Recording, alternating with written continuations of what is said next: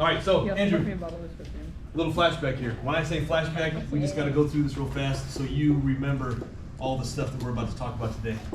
All right. First one is this right here. Okay? Now, Carter,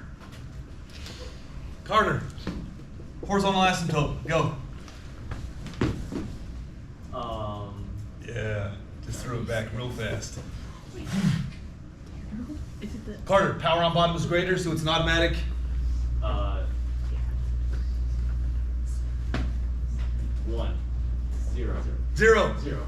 Automatic y equals 0, right? When the power on bottom is greater, it's an automatic y equals 0. If the power on top is greater, there's no horizontal asymptote. What happens if the powers are the same again? It's the coefficients. It's the ratio of the coefficients. This is all stuff you got to know over the next few weeks. Like this doesn't go away, right? So you got all that fun stuff. And Carter, what's the vertical asymptote? You solve the denominator after. I hear people say it. Anyway, what is it? After simplify, right? Carter, is this thing already simplified? Yes. Yeah. So what's my vertical asymptote? 2. X equals 2, right? Make sure you use proper notation. Now, the whole reason why I'm talking, just kind of, I'm throwing you back into the fire here just for a second, is because Carter, you got to be able to come over here, draw yourself a little bit of graph, a little graph right here. I got a vertical asymptote at 2. I got a horizontal asymptote at 0, right? You could maybe like plug in a point right now if you don't remember what the graph looks like.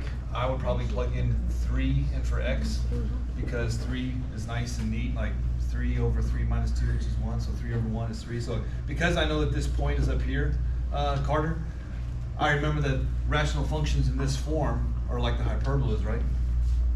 Yeah. Right? You could plug in more points to figure out what it looks like, but we got to start going from baby steps to a little bit of a brisk pace and hopefully be running soon, right? You got to remember all this stuff. So why do we talk about that? Because I could change this real fast and say, hey, what's the limit? Today we're going to be looking at one-sided limits a lot, right? Direct substitution is still kind of a thing, but you kind of run into problems because if I plug into 2 right now, I get undefined, which means I got to do a little bit more, right? Undefined is just like a reminder of we got to look at something. So if you know what the graph looks like, Carter, what is the limit of this function as we approach 2 from the left? Negative infinity. This is negative infinity, aka the title of today's lesson, right? Infinite limits, right? What are these functions doing? Right, there was your little crash course. Feel good about that? Okay. All right. Well, let's jump in here. Example number 1.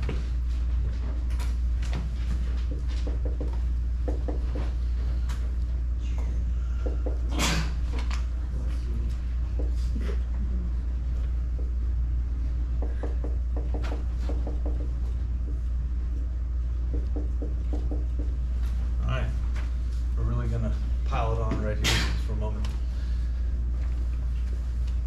All right, so Andrew, we need to figure out the limit of this function as we approach negative 2 from the right. You cool with that?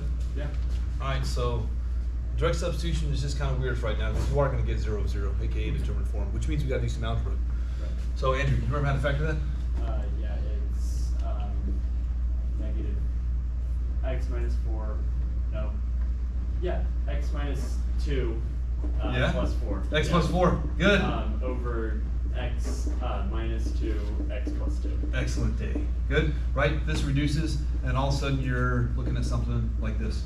Right? This is your new expression. And Andrew, again, you can kind of start to see, again, this is kind of like, you can't really do calculus without a little bit of algebra skills. Yeah. You know what I mean? So you gotta be on point with this stuff. So Andrew, I'm gonna kind of do the same thing. This is a rational function. I got x's in the numerator and in the denominator. So what's the vertical asymptote? It's 0. No, sorry, 1. Solve the Negative 2. solve the Negative- denominator. Sorry, I was thinking horizontal asymptote. There's no bone saws up It's here. negative 2. Yeah. Okay. Yeah. It's Did you hear what I just said? There's no horizontal. I said there's no bone saws up here. Oh, there's. Hey, that just. All right, so Andrew. All right, let's just. I'm locked. All right, we're getting our feet wet here. So, vertical asymptote. It's -2. Okay, that's good. Solve the denominator after simplifying. I like that. All right, that's good. Now, Andrew, horizontal asymptote. You could either look at the simplified one or the original. Doesn't matter. What is it? It's 1. It's 1, right? When you write that as y equals 1. I'm going to throw this curveball at you because it kind of helps when it comes to graphing these things. Holy cow, what is that? Have not seen that phrase in a hot minute. What's another name for zeros? X-intercepts. Yes, the most important thing, honestly, in any math class, x-intercepts. That's huge. Definitely huge in calculus. How do you find zeros again? You solve the numerator. You solve the numerator. If I solve the numerator after simplifying, looks like my zeros are what? -4. X equals. Yeah, well, you write zeros as a coordinate, right? -4 is 0. I understand that. We'll go over just a little flashback here. And the reason why I do this again, Andrew, is because if I just gave myself a little graph and I was like, okay, I got -2 vertical, check, right? I got 1 horizontal, got it. And then I put -4, 0 on the x-axis. That's where the graph crosses the x-axis.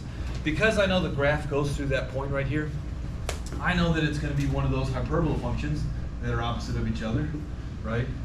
And you have a great idea of what the graph looks like.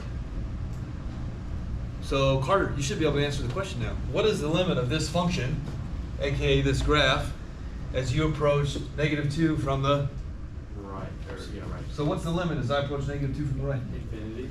There you go. It's infinity, aka the title of today's lesson, infinite limits. Okay? Shakti, can you see that back there? Yeah. Shakti, yeah, I said the wrong name. I went over the wrong one. I got you. All right. All right, let's look at example number 2. Okay, example number 2.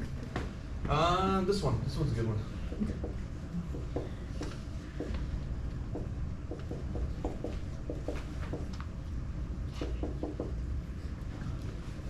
All right, Anika, you ready? I want to find the limit of this thing as we approach 1 from the left. Well, what do you think? First you have to factor it. Right, you got to factor it. Well, how do we do that here? Pull out a GCF, Yeah. right? If I pull out a GCF, you'd have something like this. Does anything happen? Huh? No, nothing happens, right? So we look at that. Now, obviously, like if you plugged in 1 right now, you'd be dividing by 0, which would be like undefined, which really isn't a thing. You know, because limits really need to exist or not exist. So which means we got to do a little bit more work, and we're headed that way, right? So just for fun right here, Anika, what is the vertical asymptote? 0.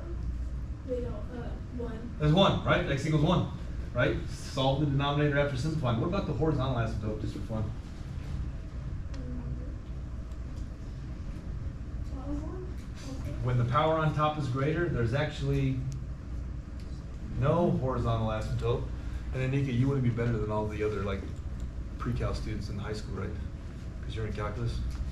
You want to know everything, don't you? Do you remember how to find slant asymptotes? Oh, no. Christine, you know? Hazel? Long division. Long division, I was gonna say Jack, long division. you know long I thought I was division? wrong. right? You know it's long division because the power on top is greater than the power on the bottom. You got a slant asymptote.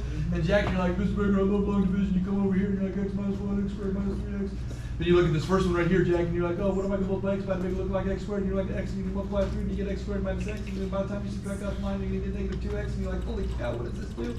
You get -2, and you're like, oh my gosh, this is great. You subtract off the line, and you get -2 as your remainder. Who cares? Was that too fast, Carla? But Jackson, do you remember how to do long division?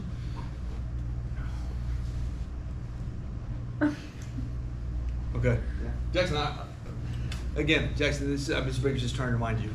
Does Mr. Baker have time to go back and teach everything that you learned in private math classes? No. And teach calculus all at the same time? Definitely not. Right, so we gotta, I gotta try to bring you up. You know what I'm saying? 100%. So, Jackson, is that my slant asymptote right there? Yeah. All right, that's cool. All right. So, with that being said, Jackson, what are the zeros? It's gonna be 0 Yeah. and 3. 0 and 3. Now, because we're really good at rational functions and we remember all this stuff, here's what it would look like. You got a vertical asymptote of 1. You got a slant asymptote at x minus 2, which would be like a y-intercept of -2, up 1, right 1, up 1, right 1 kind of thing, right? And you'd have this dotted line doing this, and you're like, oh, that's cool. And then you have x-intercepts at 0 and 3, right? Yes. And because you know those 2 points, Jackson, that's one of those weird hyperbolas that would follow these asymptotes like this, right? And again, I'm just encouraging you to, strengthen your knowledge of rational functions, bring it back, because the more you know, the better you're going to be off in calculus. So, final answer here, Jackson. What is the limit as I approach 1 from the left? Infinity. Right? As I approach 1 from the left, this graph is going up to infinity. Yes. Okay? Akshar, you feel good about that? Okay. Nikki, you feel good about that? Okay. Do you like rational functions, Nikki? Why not? You just don't like rational functions? Are you a rational person or are you irrational? You don't have to answer that. We're just going to keep this in calculus. I'm just trying to have fun. You good? All right, here we go. Andrew, we're going to talk about properties of infinite limits real fast. Properties of infinite limits. Okay? Well, here we go. You're given these 2 things. We've done stuff like this already. This is going to change just a little bit. I'm telling you that the limit as you approach c of f is infinity. And I'm also going to tell you that the limit as we approach c of g of x is equal to some constant L. Okay? If these 2 statements are true, then the following 3 are also true. Okay? Then the following 3 are also true. Here's what I'm getting at. What is the limit as we approach c of, say, f of x, could be plus or minus, doesn't matter, g of x? Well, you kind of just go down the line, don't you? Right? You just kind of go down the line. So, Autumn, do I know the limit of f? What is it? It's infinity. What do you think infinity, plus or minus, doesn't matter, g of x is? G of x, what's the limit of g? It's just L. What do you think infinity plus or minus some constant is? What do you think infinity plus 10 is? What? It's infinity, right? Infinity plus 10 is just infinity. If you add infinity minus 10, it's still infinity. Now, Autumn, it could change a little bit. Like, what happens if you had like L minus infinity? What do you think your answer would be right there? If you had like some number minus infinity, like 10 minus infinity, it's negative infinity. You know what I'm saying? Like it could switch order up there depending on how you have it set up. But the whole idea again is infinite limits. Right, Emily? Okay. Molly, you picking up what I'm putting down? You stepping in what I'm dropping? Okay, it's good. All right, Carter, what about you? All right, Carter, let's do another one here. This is also true.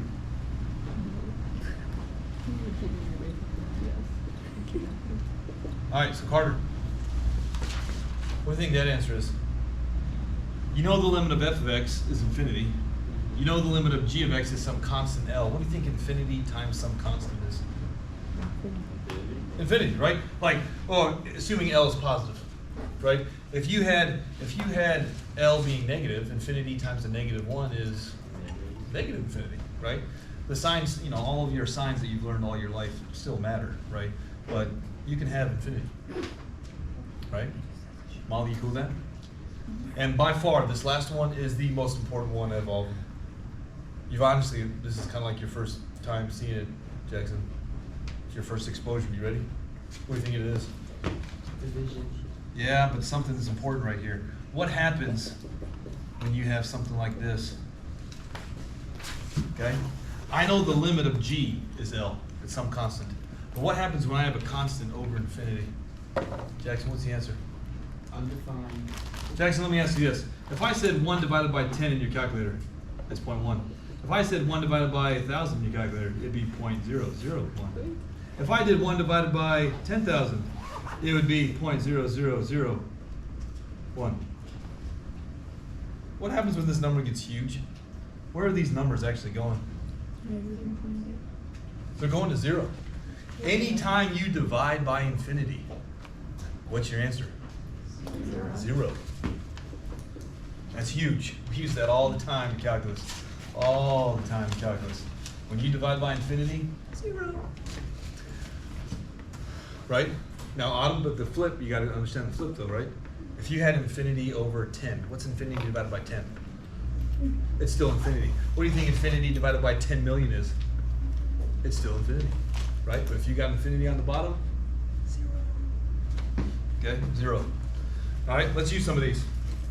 Ah, this is where we get to turn up the temperature a little bit here. Sweet. All right, Oh. Lucy, is this example number 3? Yes. All right, Lucy, here we go. Let's talk about this one. Okay, let's talk about this one. Just trying to help you and everyone else's train of thought right here. When you see this, do you see one expression or 2 expressions? One expression. 2. I see 2, right? Like, do you see like a 1 and then a plus this? Yeah. Yeah. Like, I see both of that, but for an expression because of the front. Yeah, no, I got you. I know. I see. Yeah. Sorry. You're fine. That's good. Like, I see 2 functions on the inside. Okay. Basically is what I'm saying, right? Here's the reason why this is important. I know the limit of this function as I approach 0. First of all, you gotta understand, you really do gotta, if you understand the basics right here of what's going on, Lucy, like, it's good. Calculus is good, right? So here's what I'm talking about. This is just a flat line of 1, isn't it? Is that not just a flat line of 1? Hazel, is it? Yeah. It is. What's the limit as you approach 0 from the left and the right of a flat line of 1? What's the limit? What is it? One. It's 1. Good, Hayden. It's 1. Ah. If you were paying attention over this past few weeks, or past week, Jackson, have I drawn this graph on the board before? Probably. Did I put a star right next to it in your notes if you were paying Next to attention? the AP. Did I say, holy cow, the AP exam loves this graph? You know what this graph looks like, Jackson? Jackson? Wait, yes I do. It's the one, it goes, but then it gets really fast as it gets close to 0. No, that's the sign of 1 over x. Yeah, I was thinking. You're thinking. That's good. You took a stab at it. Mm-hmm. And I see people looking back at their notes. Man, the AP exam loves this graph. What does it do? It goes like that, right there in the middle, right? This is kind of a big deal. If you know what graphs look like, man, you can figure out these answers Yeah, pretty internal quickly. limits. It goes whoop. You know what I'm saying? Yeah. Carter, you know what I'm saying? If you know what these graphs look like, Lucy, you know what I'm saying? If you know what they look like, you can answer these questions. I know the limit of this first function is 1 as I approach 0.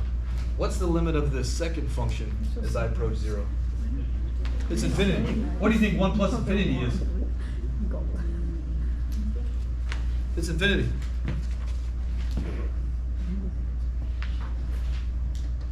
You know what I'm saying, Andrew? Oh yeah.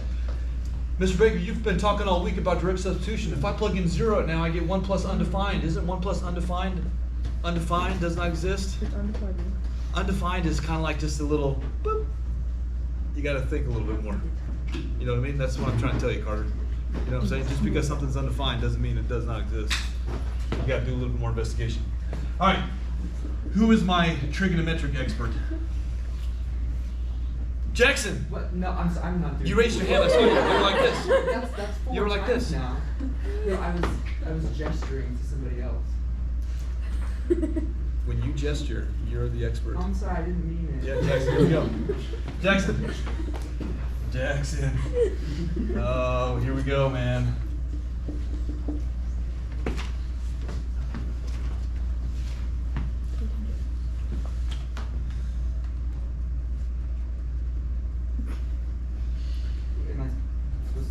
I don't know, I'm just staring at you. Okay? All right, Jackson. The theme today has been drawing graphs, hasn't it been? Like, Yeah. every single problem we've done today, we've drawn a graph. Do you need to kind of know how to remember how to draw the graphs of the three Yes. functions? Now, who's your pre-cal teacher last year? Miss Jones. Miss Jones. I'm sure she did the exact same way as Mr. Martin and whoever, right? My question is, just to kind of, again, this is to jog your memory, like how good do you want to be? Do you want to be good? Do you want to be great? I usually don't meet too many people that wake up and look in the mirror and be like, I'm happy with second place. But whatever, you know what I'm saying? Maybe you're just good. Okay? But Jackson, I want you to be great. Okay? Jackson, did Miss Jones ever put something on the board like this?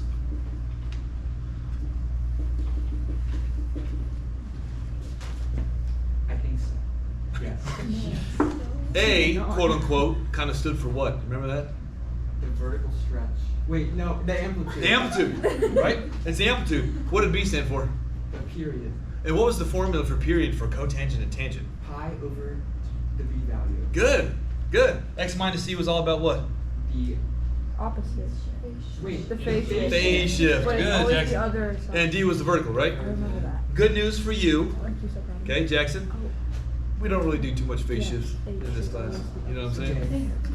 But you do need to understand what the graphs look like. And you kind of, again, the common theme today is if you can draw a sketch of what the graph looks like, you should be good, right? Because again, I know it's kind of impossible for you all that are not exactly professionals in mathematics just yet to remember all this stuff, Andrew. You know what I mean? Yeah. There's a lot going on. So maybe this will jog your memory, Jackson. Do you remember like going through the steps, being like, all right, amplitude, quote unquote. What's the number out in front of this? 1. And then the next thing you do would be like period. Period. You just said the formula was pi over b, right? What's b? 1. So what's the period? Pi. What was the next thing y'all did? Interval length. What was the formula for interval length? The period over 4. Good, Jackson.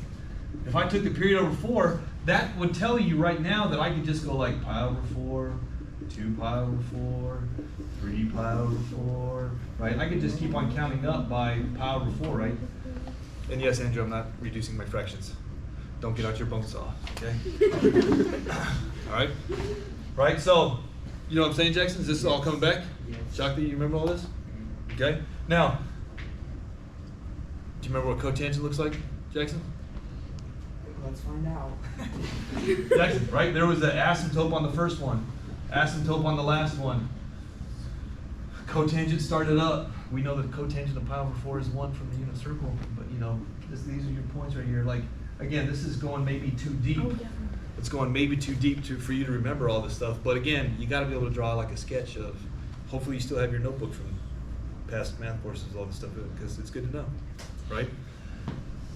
If you know what the graph looks like, you can answer this question now. What is the limit of cotangent as I approach 0 from the right? Infinity. It's infinity, aka the title of today's lesson, right? It's infinity, right? Infinity is our answer. So, Andrew, to jog your memory, you ready? Yeah. What graph is this? That is sine. Sine, right? What graph was this? Cosine. Cosine. Which one was this one, Andrew? That was cosecant. Cosecant. Which one was the frowny face? Secant. Right? It is secant. We already did cotangent. Cotangent was, you know, this one over here. Now tangent, Andrew, does this shape look familiar? Yes. Right? That was tangent. Again, if you kind of understand the general idea of what these graphs are, you should be able to evaluate any kind of limit for these trig functions. Annabelle, is that what you were going to say when Jackson was pointing to you earlier? Exactly. Okay. Okay. I just know he needed some affirmation. It's good support. It's the buddy system. Awesome. Truly. That's how you're successful. Yeah, it's good. It works. All right. Good. Jackson, who do you want me to call on now? Annabelle? How about nobody? How about, what if we work through this one as a class? Like collective answers. Okay. No. Yeah. No. No. Uncalled for.